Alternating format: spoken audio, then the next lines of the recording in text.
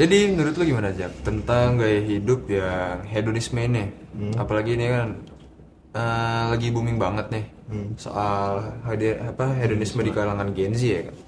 Jadi menurut lu gimana? Iya lagi.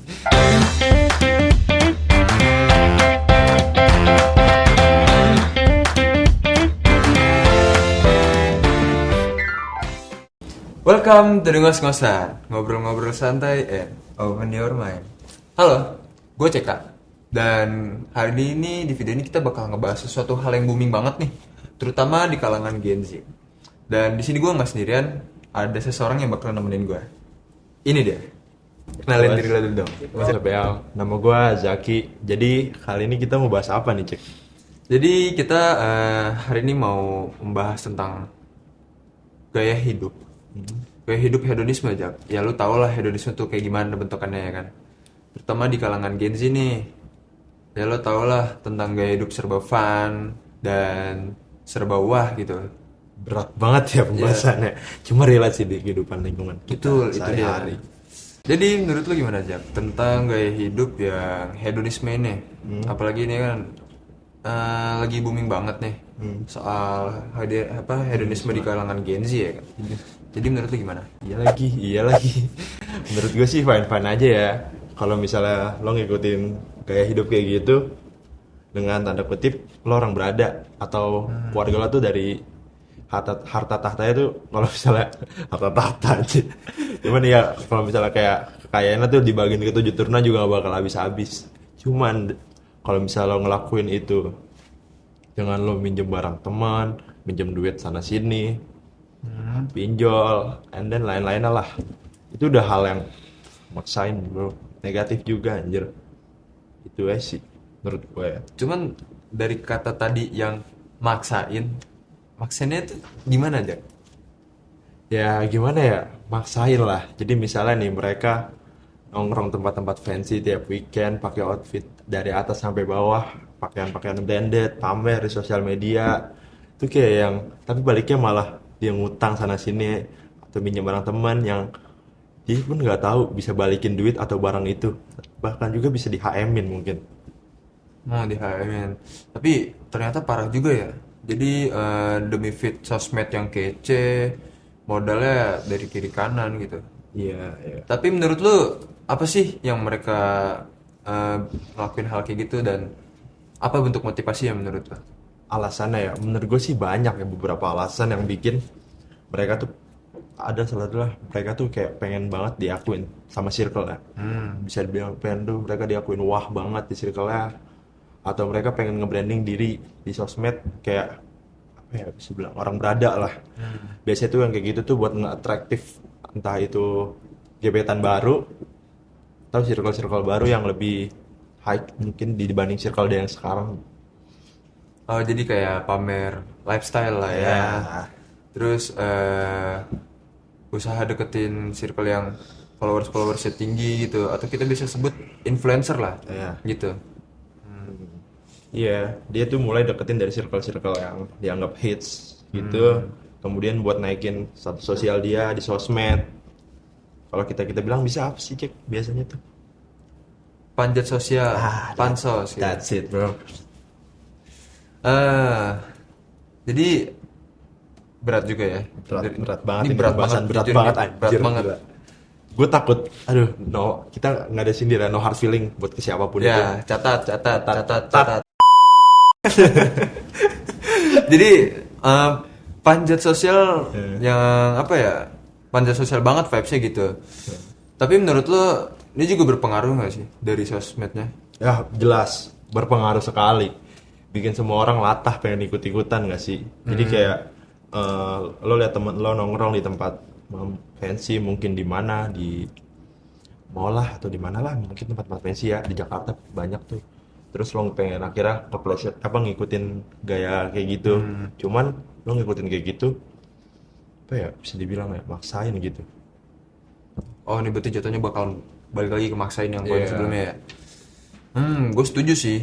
Sosmed tuh emang ngebuat semua orang jadi ngerasa harus tampil sempurna gitu di orang lain gitu kelihatannya. Padahal nggak semua hal yang ditunjukin tuh selalu seindah kenyataannya. Ya, Betul kan? bener banget cek. Itu Itulah dia. kenapa bahaya banget sosial media anjir. Bikin orang termotivasi buat hal-hal yang kadang nggak esensial gitu buat kehidupan mereka. Bayangin aja orang yang dulunya santai-santai aja, sekarang malah tertekan gitu gara-gara gaya hidup kayak gitu. Tapi emang jujur sih itu bakal bikin seseorang bakal tertekan walaupun secara nggak langsung ya. Oke, berarti fenomena ini tuh emang kayak reality show ya, Jak. Yang sehari-hari dibuat Gen Z. Kalau menurut lo nih, dampaknya apa sih buat mereka gitu? Atau orang-orang yang di sekitar mereka mengenai hedonisme Dampaknya ini? tuh sebenarnya panjang banget sih, sumpah. Lo yang pertama jelas lah ya, finansial lo bakal hancur banget ya kan. Finansial lo hancur, dan lo bayangin tiap minggu lo harus ngikutin lifestyle yang bisa dibilang nggak sesuai lah sama finansial lo, kalau emang lo tanda kutip maksain ya. And then belum lagi barang-barang branded kan, ya lo bisa tahu sendiri mahalnya gimana ya kan. Betul ya. Itu Pasti. Kan yang namanya ngikutin hedonisme pasti pengen kelihatan wah gitu ya, pasti benar, kan. Jadi demi kelihatan wow malah bikin stres gitu juga. Terus dampak lainnya apalagi ya kira-kira? dampak lain ya bisa juga ke mental health ya sih. Mental health tuh lu bakal bisa kena lo, karena lu terus pengen kelihatan kayak stand out banget entah dimanapun itu, dan and then akhirnya lo bakal ngerasa nggak pernah cukup, dan lo bakal ngerasa insecure di saat lo ngeliat di sosial media ada orang yang lebih wah, terus kayak kepacu diri lu kayak pengen gue harus bisa lebih dari itu. Itu yang menurut gue udah bro, sick banget sih. Tapi kenyataannya emang kayak gitu sih. Betul, ngerti gue. Setuju. Jadi banyak nih yang terjebak buat selalu banding-bandingin diri sendiri gitu. Padahal ya kita nggak tahu apa-apa yang sebenarnya terjadi. Nah, jadi obsesi yang selalu kelihatan happy, wow gitu kan, malah bikin stres sendiri gitu. Kayak anjir lo ngapain? Kayak nggak kontraksi banget kan? Ngerti gak sih lo? Maksud gue, kayak gimana lo happy gitu kan? Kalau tiap hari mikirin flexing buat di sosmed lagi, apa gitu yang mau harus gue flexingin? Pusing, stres gitu yang ada, mental health lo kena. Jadi dia bakal mikirin ke depannya dia mau pamerin apa Iya, gitu. iya. Ngerti. Ya kan? Tapi sumpah ini pembahasannya emang dalam banget jujur. Banget, Gue juga ngerasa banget, bakal bro. dalam banget ini. Gila. Tapi ternyata efeknya Panjang. ya. Jangka panjang. Tapi menurut lu ada nggak sih cara biar kita bisa enjoy gitu? Tapi nggak berlebihan hedonismenya. Menurut gua ya, yang paling penting itu adalah lo harus memprioritaskan apa yang emang prioritas lo. Jadi kayak dibanding lo kayak ngikutin gaya hidup kayak gitu, mending lo fokus ke apa yang jadi prioritas lo gitu. Jangan memprioritaskan sesuatu yang gak penting. Kayak maksud gue tuh gimana ya? Dibanding lo buat kelihatan keren di sosmed, lo cuma ngorbanin dibanding lo kelihatan hedon di sosmed, lo ngorbanin hal-hal yang penting di hidup lo. Sebenarnya tuh hal yang bisa dibilang kecil cuma bermaknanya gede itu banyak. Nggak harus dengan lo kelihatan wah banget. Menurut gue sih gitu. Berarti jatuhnya yang simple lebih oke lah ya. Jadi nggak yang terlalu mencolok ke sana sini. Mantap. Tapi gue rasa ada juga yang terjebak hedonisme ini gara-gara pressure. Wah bener Peer sih. pressure. Peer pressure tuh ngaruh banget ya, sumpah. Itu peer pressure tuh ngaruh banget.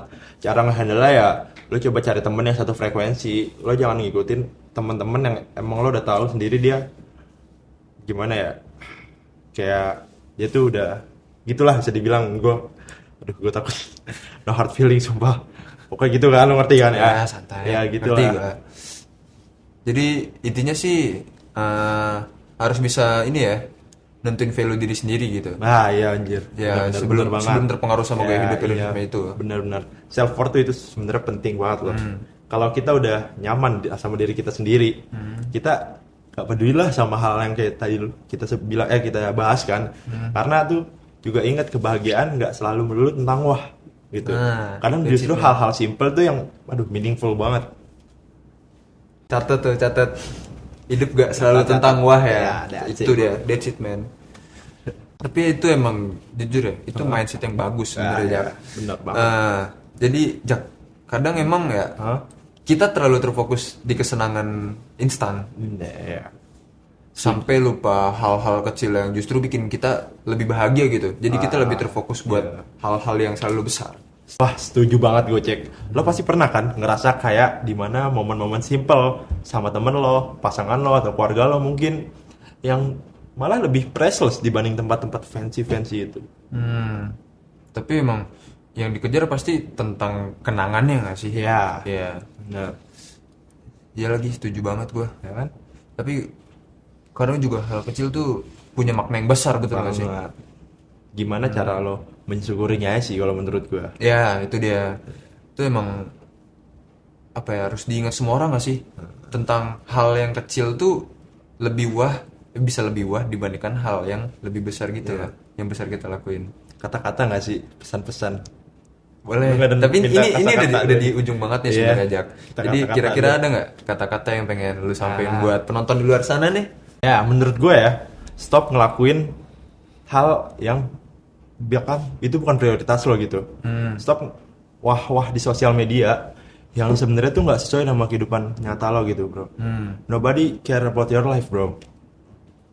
Itu aja sih. Dingin. Tapi lu dingin juga ya, ternyata. Kata-kata lu Tetapi tuh. tidak kejam. Alucard kasih, editor tolong kasih Alucard di sini, pala gue. Dingin tetapi tidak kejam. Mungkin itu aja, Jak. Ya. Dan terima kasih juga udah sharing-sharing di video kali ini, dan udah gue jadi banyak ilmunya nih dari lo ya kan. Sama nggak sih? Itu dia. Sampai jumpa di episode selanjutnya. Tetap di ngos-ngosan and open your mind. Cabut.